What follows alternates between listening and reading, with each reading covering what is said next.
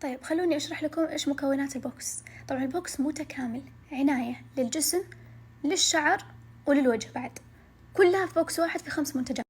أول منتج وأهم منتج اللي هو زيت الأرغان. طبعا معروف زيت الأرغان، معروف فوائده، لو بس سويتوا سيرش كذا على جوجل تطلع لكم كل فوائده. طبعا استخدمه لجسمي وشعري، علشان كذا استهلكته كثير.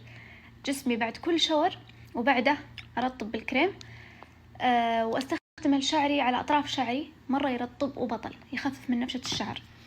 هنا عندي سيروم الأرغان.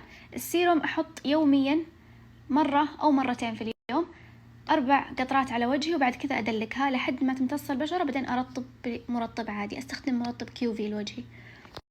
وهذه المنتجات اللي استخدمتها معكم قبل شوي، اللي هو المقشر 3 مرات في الأسبوع، أحطه على جسمي 10 دقايق، وبعد ما ينشف أبدأ أدلك، بعدين أشطفه وأكمل الشاور. اللي هو مع الشاور أستخدم صابونية النيلة مع قفاز التقشير، أو أحيانا بدون قفاز تقشير، بس أدلك جسمي بالصابون ينظفها وأشطفها. ولما أطلع زي ما قلت لكم أرطب بالزيت، وبعده بكريم التفتيح. وهذا فرق معي، وفعلا لاحظت أن يدي رجعت فتحت بعد ما سمرت فترة بسبب أني أطلع كل ظهرية عشان أجيب لورا من المدرسة. لاحظت أن هذا رجع فتح لي يديني.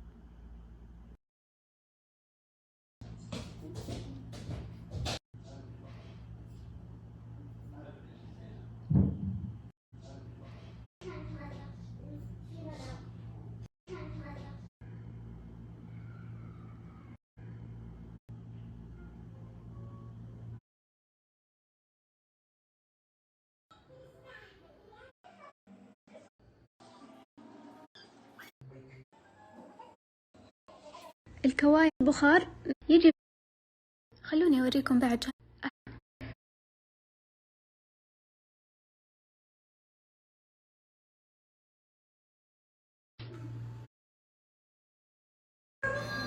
هذه الجبنة اللي قاعد تطقطق، ايش الساعة 3 جاهز ومهزومين عايشة.